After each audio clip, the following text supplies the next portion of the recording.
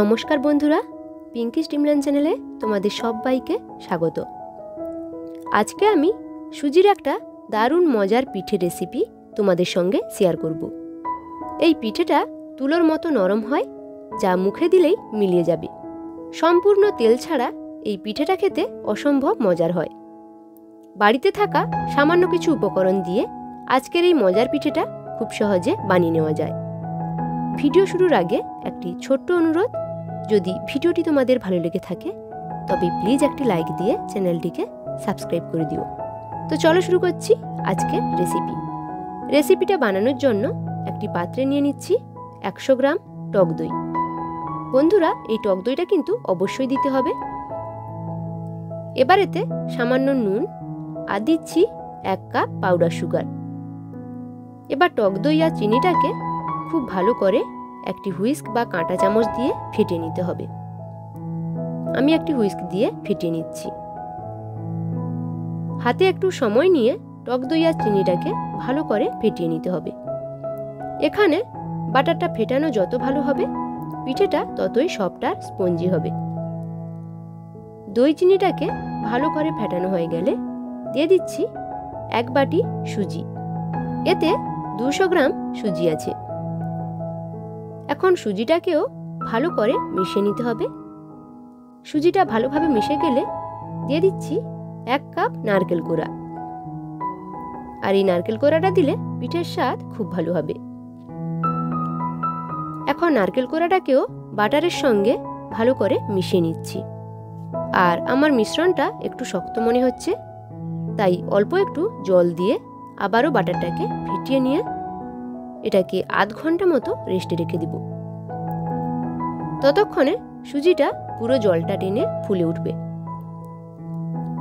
আধ ঘন্টা পরে ফিরে এলাম। এখন সুজিটা জলটা পুরো টেনে নিয়েছে। এখন আরো 1 বাটি মতো জল দিয়ে মোটামুটি পাতলা একটা বাটার তৈরি করে নিব। দেখো বন্ধুরা, পিঠের বাটারের ঘনত্বটা এরকম হতে হবে। এবার এতে 1 চামচ বেকিং পাউডার দিয়ে আবারও বাটারের সঙ্গে ভালো করে মিশিয়ে নিচ্ছি। এখন পিঠেটা বানানোর জন্য 3টে স্টিলের বাটি নিয়ে নিয়েছি। আর প্রতিটি বাটিতে অল্প কিছুটা তেল ব্রাশ করে নিচ্ছি, যাতে পিঠেটা খুব সহজে উঠে আসে। আর তারপরে পিঠের বাটারটা বাটির অর্ধেকটা করে ভর্তি করে দিচ্ছি। যখন পিঠেটা ফুলে উঠবে তখন কিন্তু বাটিটা ভর্তি হয়ে যাবে। এবার এগুলোকে বানাতে চলে যাচ্ছি। তার জন্য গ্যাসে একটি ফ্রাইং প্যান বসিয়ে তাতে 2 গ্লাস মতো জল দিয়ে দিচ্ছি।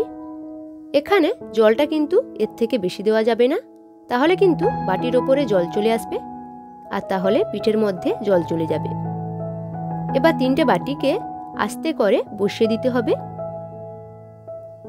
আর উপর থেকে একটা ঢাকনা চাপা দিয়ে কাঁচের ছিদ্রটা বন্ধ করে দিতে হবে।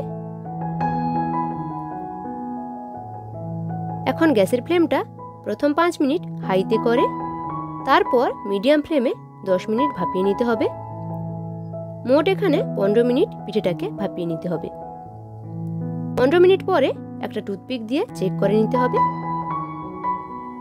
টুথপিকটা ক্লিন এসেছে, তার মানে পিঠেটা হয়ে গেছে। এবার এগুলোকে নামিয়ে নিচ্ছি।